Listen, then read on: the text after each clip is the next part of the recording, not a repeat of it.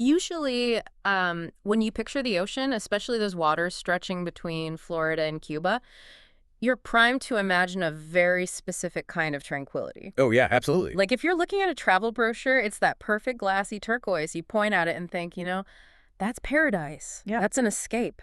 Right. It's idyllic. We're totally conditioned to view nature, particularly the Caribbean, as this passive backdrop. Yeah. Like it's just something we can consume on our own terms, a place of leisure. Exactly. But then you step into the world of the Gulf Stream during the Great Depression, and suddenly that glossy brochure is it's fed directly into a wood chipper. That's a good way to put it. Because we're looking at a maritime landscape that isn't a playground at all. Honestly, it's a meat grinder. It's a space where the margin of error is, well, exactly zero. It really is. It is the absolute definition of an environment stripped of romance. Right. It doesn't care if you live, it doesn't care if you die, and it certainly doesn't care about your moral compass.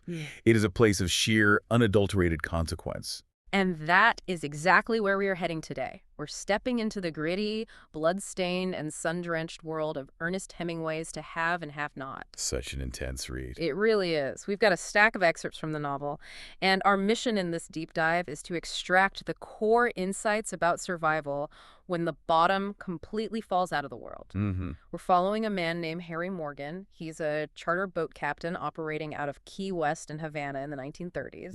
Right in the thick of it. Yeah, and through his eyes, we want to understand the stark, often brutal divide between the wealthy and the desperate. The has and the have-nots, literally. Exactly. We're going to examine the exact mechanics of what happens to human morality and the lengths a person will go to feed their family, when the economic system completely, utterly fails them. It's such a fascinating text to unpack because it's structured almost like an inevitable economic descent. Oh, totally. The novel is divided into 3 distinct seasons of Harry Morgan's life. You've got spring, fall, and winter. But these aren't just shifts in the weather. They represent a rapid, almost violent erosion of social standing.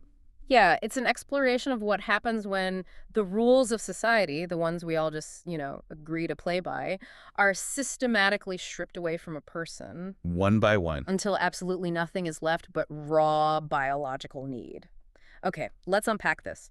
Because to truly understand what Harry Morgan is up against, we have to start on the ground in Havana. Yes, the spring section. Right, it's spring, it's early morning, like so early the ice wagons haven't even made their rounds to the local bars yet. Setting that really specific mood. Yeah, and Harry is sitting in the Pearl of San Francisco Cafe, and he isn't given some gentle introduction to the stakes of his world.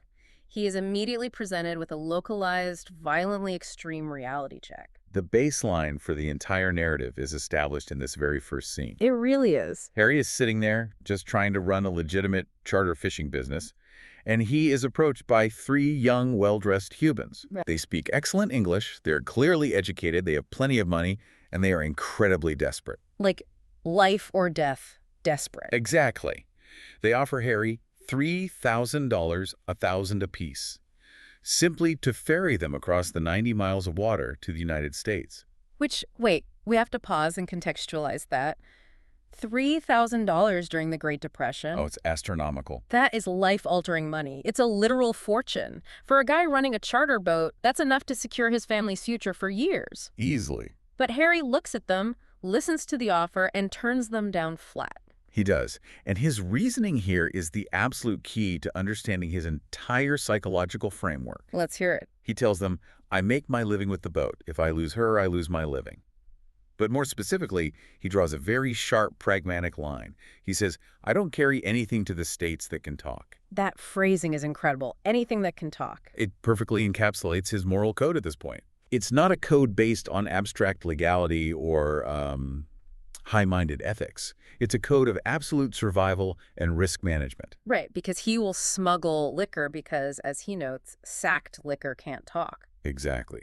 Demijohns of rum can't talk. But human cargo talks. It gets frightened, it confesses, it brings the law. And the law takes the boat. And if they take the boat, Harry's family starves. It's a very simple equation for him. He's operating on pure localized logic. But the tension in this cafe is just palpable. Oh, yeah. One of the Cubans, a young man named Pancho, gets highly offended. He takes it very personally. He does. He thinks Harry is calling them lenguas largas long tongues informants. But Harry isn't trying to insult their honor, you know? He's just stating a rigid business policy. Because honor doesn't pay for diesel fuel. Exactly. And then, the literal second these three young men step out of the cafe, the reality of their desperation explodes. Literally explodes. Hemingway's prose here shifts from dialogue to pure kinetic action, and it is a masterclass in describing violence without emotion. It's so jarring. It is. A closed car pulls up across the square.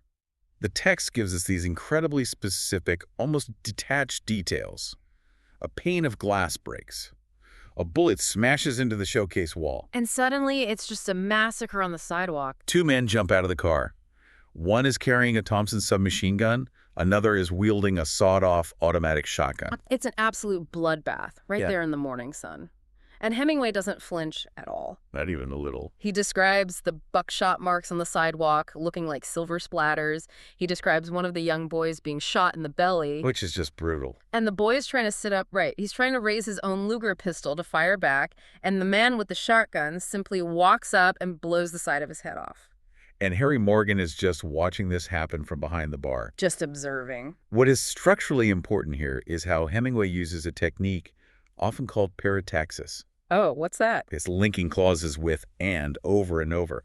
And the glass broke, and the man fell, and the gun fired.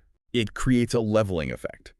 The breaking of a window is given the exact same grammatical weight as a young man's head being blown apart. Wow. Yeah, that really flattens the emotional impact, doesn't it? That's the point. This stylistic choice perfectly mirrors Harry's internal state.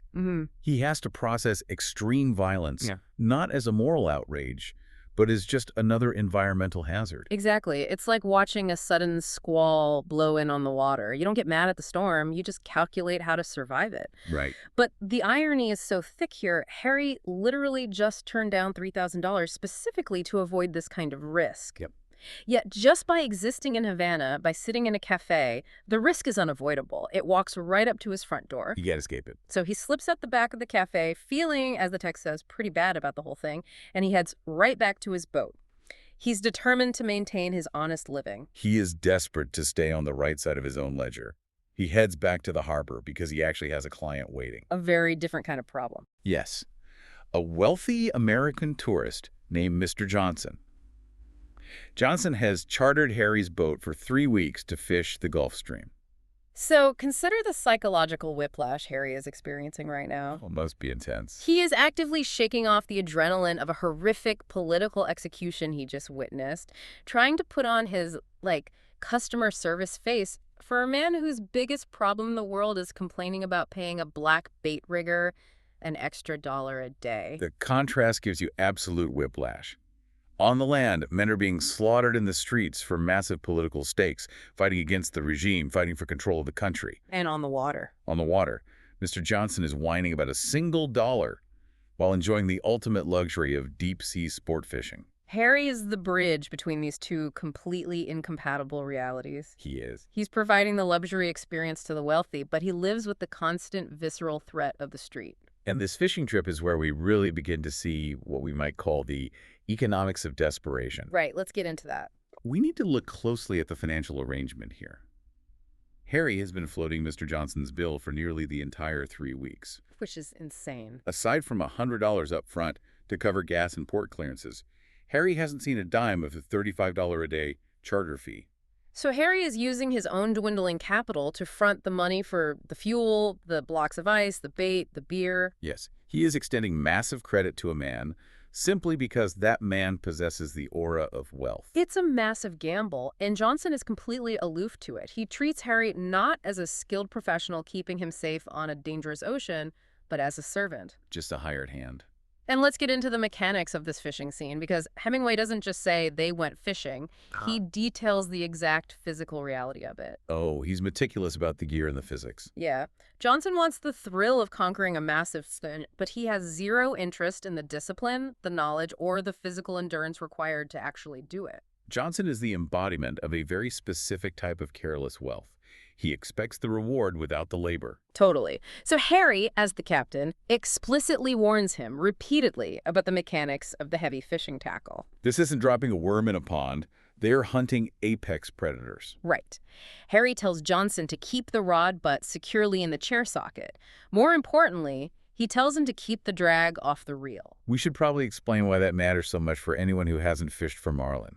Yeah, if you're humping massive fish, we're talking hundreds of pounds, you can't just reel them in with brute force. When a fish that big hits the bait and decides to run, it generates incredible force. It's a massive force. If the drag on the reel is screwed down tight, meaning the line can't spool out freely to give the fish some slack, the physics are going to betray you. Something has to give. Exactly. The line will snap, the rod will break, or the fisherman is going in the water. The drag is essentially a mechanical safety valve. Harry knows this. But Johnson's hands are getting tired from holding the rod improperly. Because he refused to listen in the first place. Right. So, secretly, against direct orders from his captain, Johnson screws the drag down tight. He wants the machine to do the holding for him. And it is at that exact moment they hook into the biggest black marlin Harry Morgan has ever seen in his life. Of course it is. The description of this fish is just awe-inspiring. Hemingway paints it so vividly, these massive purple fins sticking out wide like wings. Thick purple stripes across its brown body. Yeah, and a bill that is literally as big around as a baseball bat, just slicing the ocean wide open. It's a 1,000-pound monster. It is the absolute pinnacle of sport fishing. It is the ultimate prize, but because Johnson lazily altered the mechanics of the reel, disaster is immediate. Instantaneous. When that 1,000-pound marlin hits the line and runs, the locked reel creates a direct, unyielding connection between a half-ton of muscle moving at highway speeds and Mr. Johnson's arms. It lifts Johnson entirely out of the fighting chair. It literally yanks him out. The heavy rod butt slips and catches him right in the belly, and the sheer force rips the entire rig out of his hands. The incredibly expensive custom rod, the top-of-the-line Hardy reel, 600 yards of heavy-duty line, it all goes flying right over the stern. And vanishes into the ocean. Gone. Thousands of dollars of gear in today's money, just gone in a splash. A completely preventable disaster caused purely by arrogance and a refusal to respect the rules of the environment, and Harry is absolutely sick over it. He's running the math in his head instantly. Yeah, the reel alone cost him $250. The rod was $45. And remember, he's barely scraping by. But look at Johnson's reaction. This is the crux of the scene. Oh, this makes me so mad. Johnson isn't mortified. He doesn't apologize for ignoring the instructions. He just sits there, rubbing his belly where the rod hit him, and eventually says, "If it isn't enjoyable, why do it?" That line, "If it isn't enjoyable, why do it?" It perfectly captures the absolute vacuum of his worldview. It does. Everything is just an amusement to him. And then, incredibly, he turns to Harry and asks him to mix him a highball. It makes you want to scream. The entitlement is suffocating. It really is. This is the moment the economics of morality start to fracture for Harry Morgan. Right. He is furious, but he remains practical. He calculates the total loss. He tells Johnson he owes him for 18 days of the charter plus $295 to replace the lost tackle. And Johnson, of course, tries to argue. Oh, naturally. He tries to claim the equipment was faulty or that it wasn't his fault, but Harry holds firm. Eventually, Johnson agrees to go to the bank the very next morning to settle the account. He promises. He gives his word as a gentleman, but, spoiler alert, he doesn't show up. No, he most certainly does not. Harry waits all day in Havana. He is down to his last 40 cents in the world. He goes into town and buys some cheap, small gifts for his wife and his 3 little girls back in Key West. Just trying to hold on to some normalcy. Yeah, a bottle of perfume, some fans. He's doing this under the assumption that he is about to be handed over $800. He's mentally already spent the money on survival. And then, at 6 o'clock in the evening, his local friend Frankie comes back from the hotel, shakes his head, and delivers the news. Johnson skipped town. He got on the Pan American airplane to Miami. He just vanished into the clouds, leaving the bill entirely unpaid. If we pull back and look at the trajectory of the entire novel, this is the exact fulcrum point. This is where it all breaks. This is the moment Harry Morgan's life turns toward its inevitable tragic conclusion. It is a profound systemic betrayal. Yes. And what makes it so devastatingly cruel is the asymmetry of consequence. How you mean? For Mr. Johnson, skipping that bill is nothing more than a convenience. It's a minor financial dodge. It will probably become a funny anecdote he tells at a country club back in the States. Ugh, you know he tells that story. How I outsmarted a grumpy local boat captain in Cuba. Exactly. He possesses the ultimate luxury, the luxury of being unaccountable. His wealth creates a buffer between his actions and reality. But for Harry, there is no buffer. That lost money isn't an inconvenience. It is absolute ruin. It means his kids literally do not eat. It's that simple. He can't even afford to buy the gasoline required to drive his own boat back home to Key West. He is stranded in a foreign country with 40 cents. He says it plainly. I was damned if I was going home broke and starve a summer in that town. And this is where we have to critically examine the idea of the descent into crime. Let's do that. Harry's transition from a law-abiding citizen to a criminal doesn't happen because he possesses an inherently evil nature or because he is consumed by greed. No, not at all. It happens because the legitimate economy, the social contract he was trying to uphold, has entirely failed him. His morality, his strict stated code of no talking cargo, was a luxury. It was a principle he could afford when he believed the system would eventually pay him for his labor. Right. But when you are facing actual starvation, ethics rapidly becomes secondary to calories. It's like he's been playing a rigged carnival game where the prizes are life and death. That's a great analogy. He threw the darts, he hit the balloons, he followed every single rule posted on the booth, and then the guy running the game just laughs, pockets the money, and walks away. And at that point, you don't keep politely asking for another dart. No, you jump over the counter. So, Harry pivots. The honest route is dead. He turns to his friend Frankie and says, I've got to carry something. I can't choose now. The desperation strips away choice entirely. And that pivot leads him directly to Mr. Singh. Mr. Singh. Mr. Singh is a smooth-talking Chinese smuggler operating in Havana. He wears a silk shirt. He wears a $125 Panama hat. He is a man who profits immensely from the desperation of others. Yeah. And Mr. Singh offers Harry $1,200 to smuggle 12 Chinese immigrants across the water to the dry Tortugas, where they will supposedly be picked up by another boat. Now, Harry knows the law. He knows that the penalty for smuggling undocumented immigrants is severe. We're talking at least 10 years in a federal penitentiary. Plus the total confiscation of his boat. But the math of desperation overrides the legal risk. $1,200 feeds his family. $1,200 keeps the lights on. But we must also note how Harry handles this deal. He takes the job, but he has no intention of fulfilling it. Right. Hold on, though. Let's really dig into this, because this is where I think we have to question Harry's character a bit. Okay, let's play devil's advocate. Are we giving him too much of a pass by saying Johnson's betrayal caused his descent? Because almost the instant Harry makes the deal with Mr. Singh, he formulates a plan to double-cross him in a shockingly cold-blooded way. He does. He tells his rummy mate Eddie that as soon as the Chinese immigrants are loaded onto the boat, and as soon as Mr. Singh physically hands over the rest of the cash, Eddie is to gun the engines and head straight out to sea. Leaving Mr. Singh stranded on the boat with them, isolated. Yeah. Harry is planning to rob the smuggler, and ultimately, he murders Mr. Singh to protect himself from the 10-year jail sentence. That level of extreme, calculated ruthlessness doesn't just appear overnight, right? Doesn't that show a pre-existing darkness? That is a highly perceptive point, and it touches on the central tension Hemingway is building. You are absolutely right that Harry is not a passive victim suddenly corrupted by a single bad day. Right, he's not an innocent lamb. Harry is undeniably pragmatic, and his pragmatism borders on, and eventually crosses into, violent ruthlessness. But we have to view him as a product of his specific environment. The Gulf Stream. Exactly. He operates in a frontier space where survival of the fittest is the daily, unvarnished reality. Mr. Johnson didn't invent Harry's toughness. Johnson merely activated it and aimed it at society. So the capacity was always there. It was just previously used to fight the ocean, not other men. Precisely. Before, he used his ruthlessness to endure storms, to fight massive fish, to navigate dangerous waters.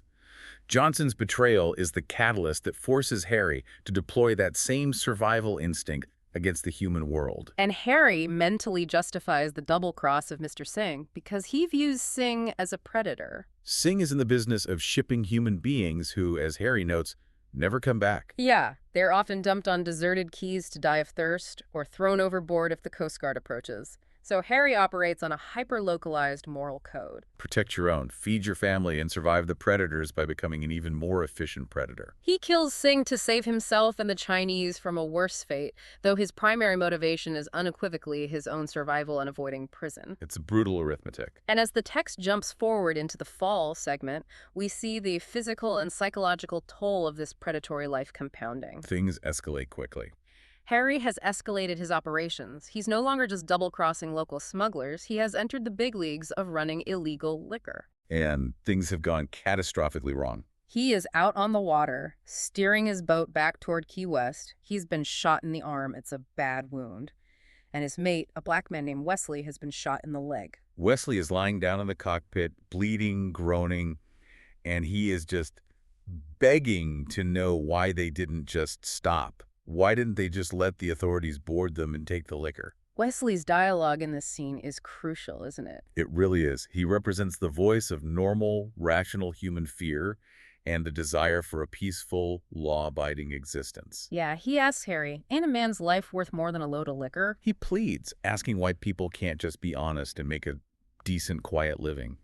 It's the plea of a man who still believes the system can accommodate him. But Harry knows the truth. He does. Harry is standing there steering the boat with one good arm, dizzy from blood loss, scanning the horizon for the Coast Guard.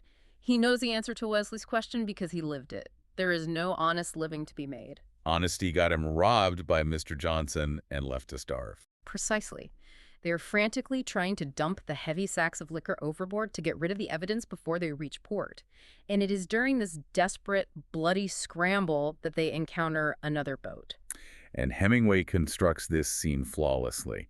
It is a masterpiece of sociological tension. Tell us about this other boat. The boat they encounter is another charter fishing boat steered by a local Key West man named Captain Willie.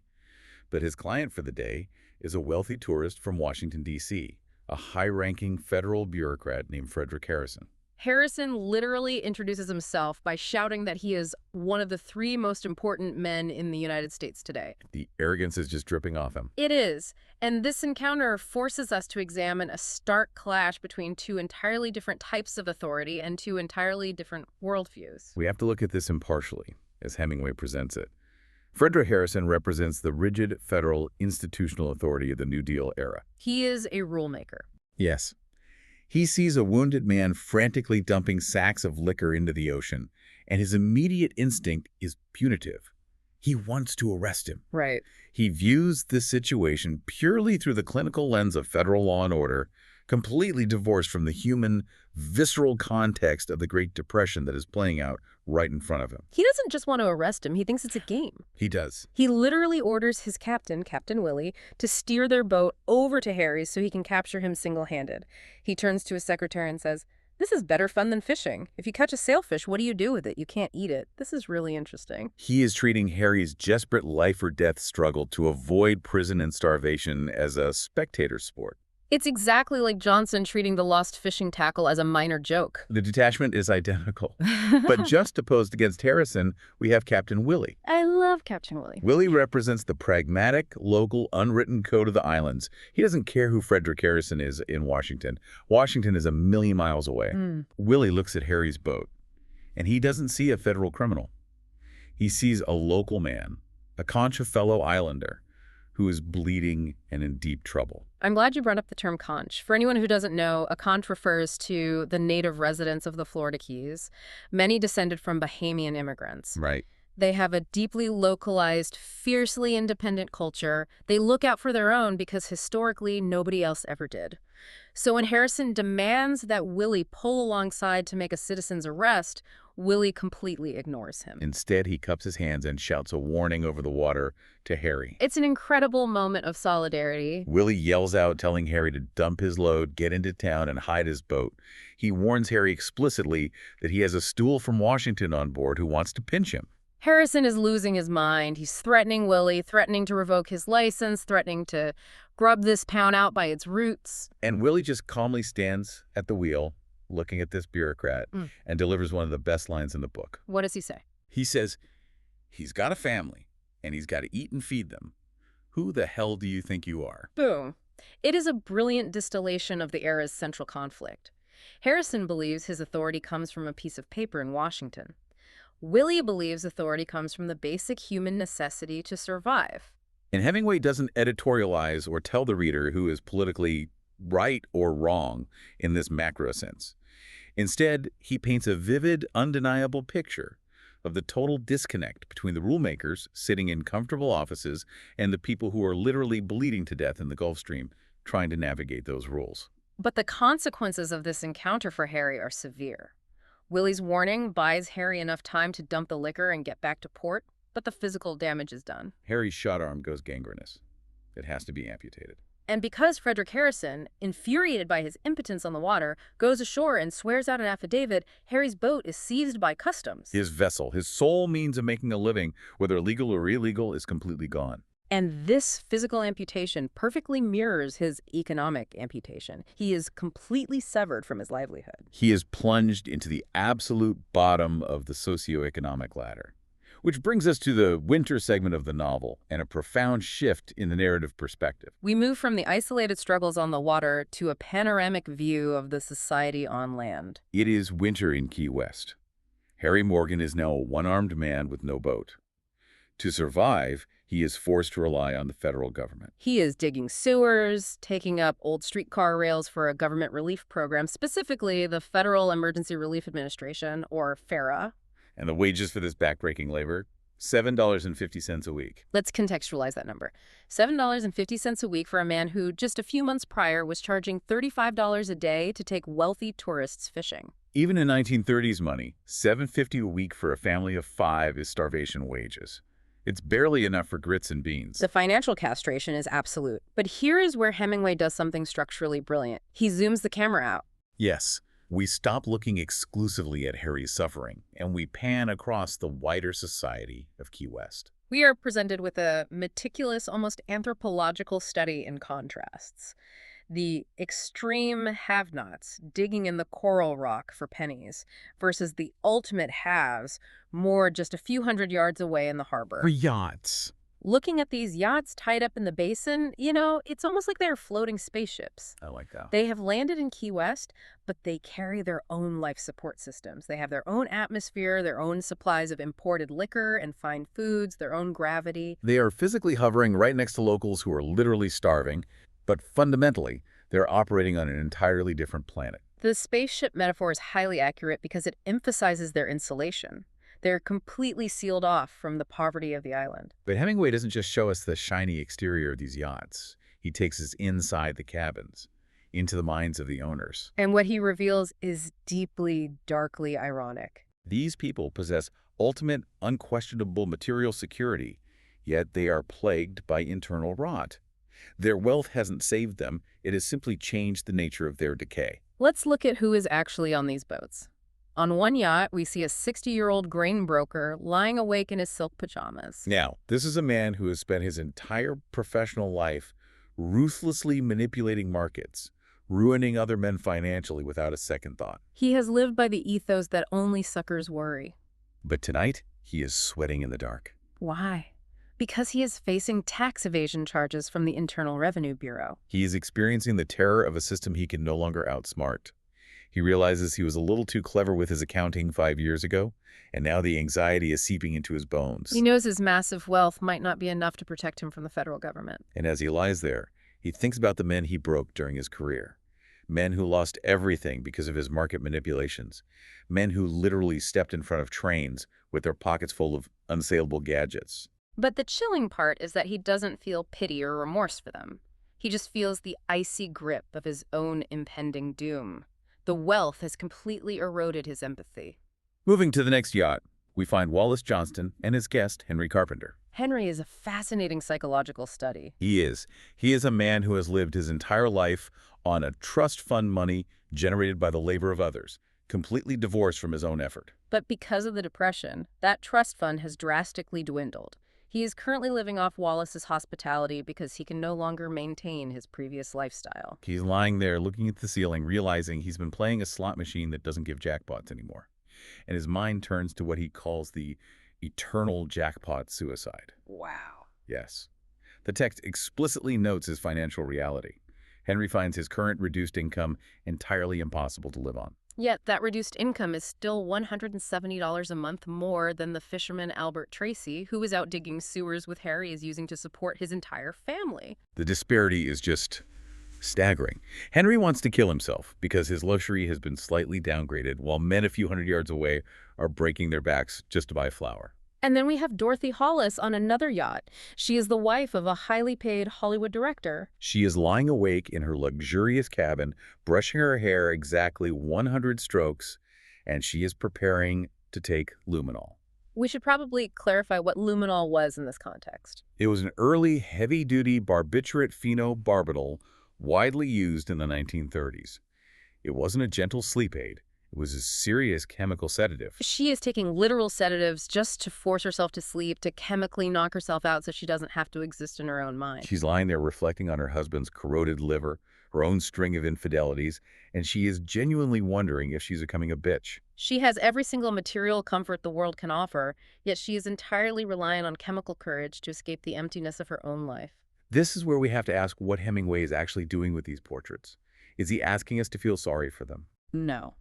The text posits that material wealth in this specific universe acts as a corrosive agent on genuine human connection and purpose. The yacht owners have insulated themselves so thoroughly from the basic biological struggle of survival that they have also insulated themselves from meaning. Their misery is a luxury, certainly, but it is a toxic one. Hemingway is showing a systemic failure at both extreme ends of the spectrum.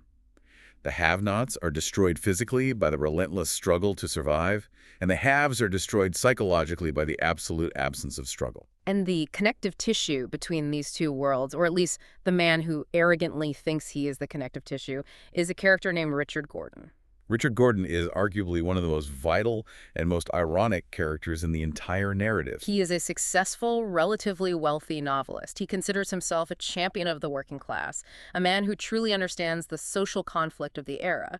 He is currently writing a novel about a textile strike. He fancies himself the voice of the people. But he is completely laughably clueless about actual human beings. There's this incredible scene where Gordon is riding his bicycle through the dusty streets of Key West, and he passes Harry Morgan's wife, Marie, walking home. Marie is a large, heavy-set woman. She has bleached blonde hair, and at this moment her eyes are red from crying over the state of her life and her husband. Gordon takes one passing glance at her and immediately, entirely in his own head, invents her complete life story to use in his novel. He creates a narrative of total repulsion, driven by his own prejudices. He imagines that her husband comes home from work and hates her. He imagines the husband hates her coarsened body, hates her cheap bleached hair. He writes a mental paragraph about how she has a sad attempt to simulate an interest in the sexual act that had become actually repugnant to her. He genuinely believes that in a single flash of artistic perception, he has captured the miserable, degraded inner life of this working-class woman. And he couldn't be more wrong. Yeah. And it's the exact polar opposite of reality.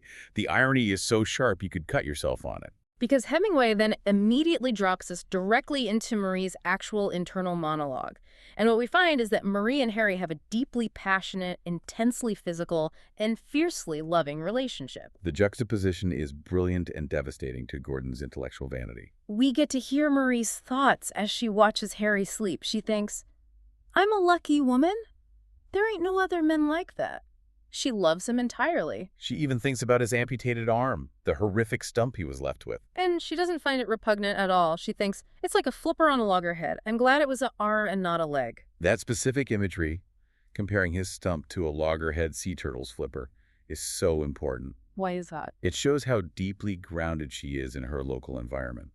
A loggerhead is a tough, enduring creature of the Gulf Stream. By making that comparison, she is totally integrating his violent trauma into her profound love for him. It isn't a source of disgust. It is a mark of his survival. She is wholly devoted to him, and he to her. But Gordon, the intellectual who gets paid to write the truth about the working class, completely misses this. He projects his own marital decay, his own bourgeois neuroses, and his own lack of passion onto a woman whose reality is grounded in raw, authentic love. He misunderstands the have-nots because he insists on looking at them through the distorted lens of his own hollow ideology. He assumes that economic poverty automatically breeds emotional poverty. But in this story, it's the desperate who possess an emotional richness, while the wealthy are utterly bankrupt. And that profound disconnect brings us into a deeper exploration of illusions. Because Richard Gordon's entire life, his self-image, his marriage, his ideology, is about to violently implode, exposing exactly how hollow he really is. Oh, this is where Gordon gets absolutely dismantled. He goes home after his bike ride, incredibly proud of his terrific and true artistic insight into the crying woman. He walks through his front door, ready to share his genius, only to find his own wife, Helen, packing her bags. She is leaving him. And the monologue she delivers as she walks out is one of the most scathing, surgical takedowns of bourgeois romanticism I have ever read. It is brutal. She doesn't just leave him for another man. She systematically destroys his entire concept of love and self-worth. She tells him she is leaving him for Professor McWalsey. Now, McWalsey is a man who drinks far too much, but Helen notes that he is fundamentally kind and charitable qualities Gordon completely lacks. Gordon, desperate and defensive, tries to cling to their past, claiming that their love was all that ever mattered. And Helen just shreds that word. She says love is just another dirty lie. She forces him to look at the actual ugly mechanics of their marriage. She lists what his version of love actually consisted of. She talks about the ergoapiol pills she had to take because he was too selfish to have a baby. And we should explain the context there. Right. In the 1930s, ergoapiol, a mixture of ergot and apiol, was often used either to induce menstruation or as a covert abortifacient. It was dangerous, unregulated chemistry. Helen is highlighting that Gordon's refusal to take on the responsibility of a family forced her into these dark, clinical, physically harmful corners. She mentions taking quinine until she was deaf with it, and she brings up the dirty aborting horror he dragged her to. She strips away the poetry and gives him the reality. She says, love always hangs up behind the bathroom door. It smells like Lysol. She exposes the fact that, for Richard Gordon, love wasn't about sacrifice or partnership. It was just a tool for his own ego, a way to make himself feel like a romantic genius while completely avoiding any actual human responsibility. She even compares him, highly unfavorably, to her own father. Her father was a working-class Irish boilermaker. He drank, he got into fistfights, he was rough. But as Helen points out, when the children had the croup, he was the one who stayed up and took care of them. He was a good union man. He stood for something. She calls him a man, effectively emasculating Gordon's intellectual posturing. She strips away all of his pretensions and leaves him staring at his own emptiness. And how does Gordon, the great intellectual, respond to this profound emotional truth? He slaps her, twice, hard across the face. Which serves only to immediately confirm every single thing she just said about him. His high-minded ideology of love and literature is nothing but a thin veneer. The moment it cracks under pressure, it reveals violence, insecurity, and a complete lack of emotional control. After she walks out, Gordon wanders into the Key West night, completely adrift. He ends up at Freddy's bar, which leads us into another incredible scene that explores hollow ideology from a completely different angle. The Vets bar scene.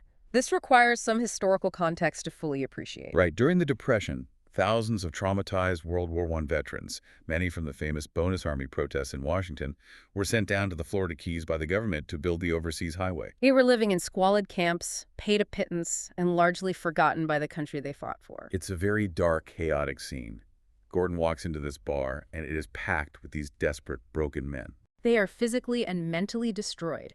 They casually talk about having syphilis. They call it the old rail. To pass the time and vent their rage, they engage in senseless, brutal fistfights right there on the floor. Gordon sits there watching a man get his jaw shattered, describing the sound like a bag of marbles breaking. And sitting near Gordon is a tall, thin veteran named Nelson Jacks, who identifies himself as a communist. Remember, we must analyze this purely as a literary device. Hemingway is using Jacks to make a point about ideology. Jacks tells Gordon that out of the 2,000 veterans in the local work camps, only about 40 are actually communists. Why? Because, as Jack says, it takes discipline and abnegation to be a communist. A rummy can't be a communist. Jacks claims that the communists are the desperate ones, the completely brutalized ones. And he hints darkly that eventually they're going to hand it out to the ruling class. But the literary tragedy of the scene is how utterly useless Jacks's high-minded political theory is in the face of the immediate visceral suffering happening 2 feet away from him. While Jacks is talking about abstract historical discipline, a veteran named Red is rambling about his wife, hoping she's waiting for him, but tragically admitting he doesn't even know what country she's in anymore. Another vet is bleeding from the mouth, trying to hold his broken jaw together. Jax's ideology provides absolutely zero immediate solace, zero food, and zero peace for the broken men in that room.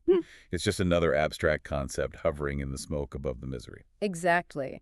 Hemingway consistently portrays abstract ideologies in this novel, whether it is Gordon's bourgeois romanticism or Jax's rigid communism, as fundamentally hollow when they are confronted with raw, bleeding human suffering. And this theme reaches its absolute explosive peak simultaneously out on the water with Harry Morgan. This is where the tension reaches its boiling point. While Gordon is getting his worldview shattered in a smoky bar, Harry has made his final, most desperate move. He has physically stolen his own impounded boat out of the customs basin under the cover of darkness. He needs money to stake his family before he flees Key West for good. To get that money, he has agreed to charter his boat to a group of 4 Cuban bank robbers. He was brokered this deal by a shady local lawyer named B-Lips. Harry also hired a local Comte Albert Tracy, the man who was making $7.50 a week on relief digging sewers, to help him crew the boat. And once these 4 Cubans board the boat, we learn they are not just common bank robbers. They consider themselves political revolutionaries. Out on the water, one of the younger Cubans, a kid named Emilio, tries to explain their mission to Harry. He speaks with burning passion. He says they are the only true revolutionary party, and they are fighting against the murderous tyranny of the Cuban government. He talks about ending the systemic slavery of the peasants, about dividing up the massive sugar estates. He looks at Harry and says, "We want to start clean and give every man a chance." Note the vocabulary Emilio uses. He literally uses the word abnegation, the exact same word the communist veteran Nelson Jax used in the bar. Emilio argues that the glorious end result of a free Cuba justifies their extreme means, justifying their bank robberies, their terrorism, and their violence. But Harry's internal reaction to this political speech is sheer, unadulterated contempt. He doesn't say it out loud, but inside, Harry is thinking, what the hell do I care about his revolution? All I gotta do is make a living for my family, and I can't do that. Harry zeroes in immediately on the ultimate bloody hypocrisy of their ideology, because Hemingway makes sure the reader knows what happened just moments before he banned. Emilio gave this soaring speech about saving the working man. When the Cubans arrived at the dock, Emilio's partner, a brutal, trigger-happy man named Roberto, had callously, point-blank murdered Albert Tracy. Albert, a literal starving working-class man who had a wife and kids waiting for him at home. Roberto shot him simply because Albert was standing on the boat and seemed like a loose end. Furthermore, they had already murdered B-Lips, the lawyer, back on land. So Emilio is talking beautifully about saving the peasants, while his group casually slaughters the very working-class people they claim to be fighting for. Harry sees right through the rhetoric. For Harry, their political ideology is just a hollow, intellectual shell used to justify murder. And it sets up the final, ultimate, impossible tension. Harry Morgan is trapped on a 32-foot boat far out in the Gulf Stream. He is trapped with 4 heavily armed, ruthless bank robbers who have just murdered his mate without a second thought. Harry has only one arm. He has absolutely no backup. The law is looking for him. The ocean offers no cover. How on earth does a one-armed man survive this? This sequence is a masterclass in asymmetrical maritime warfare. It is a brilliant study in tactical thinking and the sheer biological will to survive against impossible odds. Harry knows instantly that he cannot win a straight face-to-face firefight. 4 guns against 1, with his physical limitation, means certain death. He has to use every single element at his disposal to level the playing field. The environment, the specific mechanics of his boat, and the psychological weaknesses of his captors. It is exactly like a locked room chess match, but the board is moving, and every single micro-movement is life or death. The first brilliant move happens when the Cubans decide to dump Albert's body overboard. Harry knows this is his only window. He leans over the stern to help them lift the heavy body.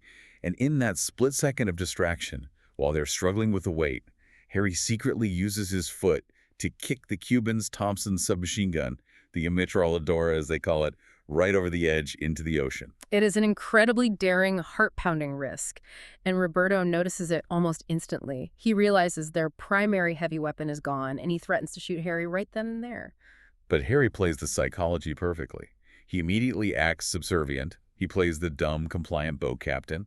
He knows they need him alive to navigate the complex currents and get the boat to the Cuban coast. To further disarm them, he offers Roberto alcohol. Specifically, he brings out a bottle of Bacardi. He encourages Roberto to drink, knowing it will make him arrogant, sloppy, and slower to react. Harry is managing the timeline. He pretends to be focused entirely on the engine gauges and the compass. But internally, he is calculating. He knows the U.S. Coast Guard patrol planes won't fly after dark. He subtly lets the boat drift slightly off the direct course to avoid intersecting with the glow of Havana's city lights. He is waiting for the sun to go down because in the confines of that small boat, absolute darkness is the only equalizer he has left. He has his own weapon, a Thompson submachine gun hidden inside a canvas case, tucked under the engine hatch. He goes down at one point, pretending to check the grease cups on the engine. He feels the canvas case. He touches the gun, and he thinks to himself, not yet, better not yet. The patience he exhibits is agonizing. He waits until the environmental conditions are perfectly aligned with the psychological conditions. Finally, it is pitch black, the water is rough, and two of the Cubans are incapacitated by severe seasickness, lying down in the cabin.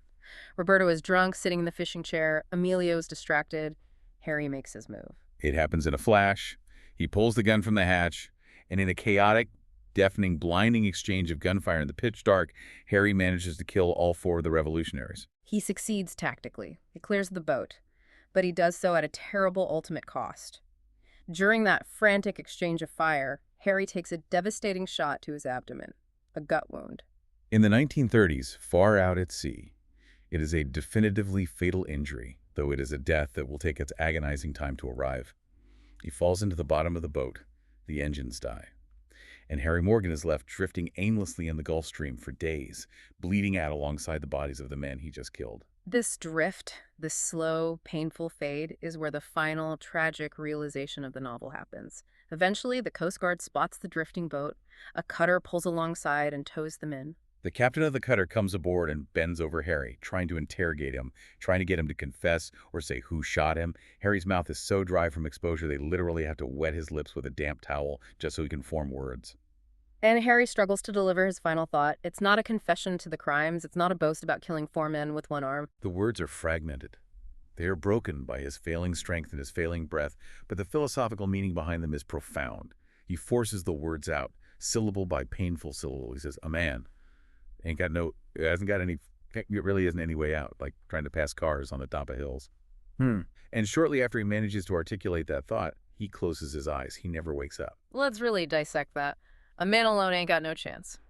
When you look at the totality of Harry's life, does he actually achieve any sort of redemption here at the end? I mean, structurally, he kills the bad guys, but Albert's dead, Belips is dead, Mr. Singh is dead, the Cuban revolutionaries are dead, Harry is dead, and Marie, back home in Key West, is left with absolutely nothing. Is Hemingway telling us that the game of life under this system is just entirely unwinnable? I think framing it as winning or losing misses the deeper tragedy. Hemingway is illuminating. It is about a tragic awakening to a fundamental systemic truth. Consider how Harry Morgan lived his entire life up to that point. He was the ultimate archetypal, rugged American individualist. He relied strictly on his own physical strength, his own cunning, his own courage, his cojones, as he would say, to survive. He truly believed that if he was tough enough, if he was smart enough, and if he worked hard enough, he could navigate the meat grinder entirely on his own. He thought he could outmuscle the system. Exactly. But his dying epiphany is the crushing realization that this entire philosophy is a lie. One man alone, fighting against the overwhelming weight of systemic poverty, corrupt political institutions, and the careless, predatory power of wealth, has absolutely no chance of survival. His metaphor, like trying to pass cars on the top of hills, is perfect. It's a blind, inevitably suicidal maneuver. You can't see what's coming over the crest, and by the time you do, the collision is unavoidable. It's a complete and total contradiction of his entire life's trajectory. And the true tragedy is that this wisdom comes to him only at the exact moment when it is far too late to change anything. He realizes the absolute necessity of human solidarity only as he is taking his final breaths, surrounded by corpses. And Hemingway masterfully refuses to end the story on the boat. He doesn't let us rest on Harry's heroic last stand. He brings the narrative focus squarely back to the collateral damage of Harry's realization. We return to Key West, to Marie. We see her sitting at her dining room table, and the depiction of her grief is so heavy. She is trying to comprehend the massive void that has just opened up in her life. She looks around and realizes she is left completely behind. There is no safety net, no insurance policy, no relief check coming that will save her. She is facing the terrifying prospect of having to take the rest of her life, as she says, just a day at a time and a night at a time. She reflects on Harry's physical presence. She thinks about how big and strong he was, comparing him to an expensive animal, and she realizes that all that strength amounted to nothing when the luck finally ran out. The grief of the have-nots is portrayed here as raw, completely unfiltered, and entirely solitary. She says, "I'm empty like an empty house." It's a devastating final note. When we look back at the journey of this text, we've gone from the high-stakes, sun-drenched fishing trips and the adrenaline of rum running, through the hollow, chemically sedated lives of the wealthy insulated on their yachts, all the way to the ultimate bloody sacrifice of a man who, at the end of the day, just wanted to feed his wife and kids in a world that absolutely refused to let him do it honestly. The narrative systematically strips away every illusion we hold dear. It removes the romance of the sea, the romance of wealth, the romance of political ideology, and the romance of the rugged individual. It leaves us staring at the bare, unforgiving mechanics of survival and the desperate, often unrealized need for human connection. So, as we wrap up this deep dive, the question turns to you listening to this right now. What does Harry Morgan's story mean for you? Now, odds are you aren't dodging Coast Guard cutters in the dead of night, and you probably aren't negotiating with smugglers in a Havana cafe. But we all exist within systems that can sometimes feel incredibly, hopelessly rigged. We all face moments in our professional or personal lives where the rules seem perfectly designed to protect the haves while actively punishing the have-nots. And we all have to figure out exactly where our moral lines are drawn when the pressure is turned up and the rent is due. The text challenges us to examine our own insulations. It asks us to look closely at our lives and ask, are we like the yacht owners hovering comfortably above the struggle, anesthetized to the brutal reality happening just outside our peripheral vision? Or are we like Richard Gordon, arrogantly projecting our own narratives and assumptions onto people whose daily struggles we don't even begin to understand? Harry Morgan realized far too late that a man alone ain't got no chance. Look around at our modern world today. We don't necessarily have wooden yachts in the harbor, but we have digital yachts. We have invisible algorithmic divides that separate the comfortable from the desperate just as effectively as the waters of Key West. We have more technological ways to connect than any humans in history, yet profound loneliness is a documented epidemic. So here is something to chew on as you go about your day. Are we, as a society, finally learning how to row together? Are we building the solidarity that Harry realized was missing? Or are we just building better, stronger, more isolated boats while the Harry Morgans of the world are still out there desperately trying to pass cars on the top of hills? It is a question that requires constant, often uncomfortable self-reflection if we're ever going to find an answer. It really does. Thank you all for joining us on this deep dive into Hemingway's world. It's been a heavy, complex journey, but a deeply necessary one. Keep challenging your assumptions, keep asking the hard questions, and we will catch you on the next one.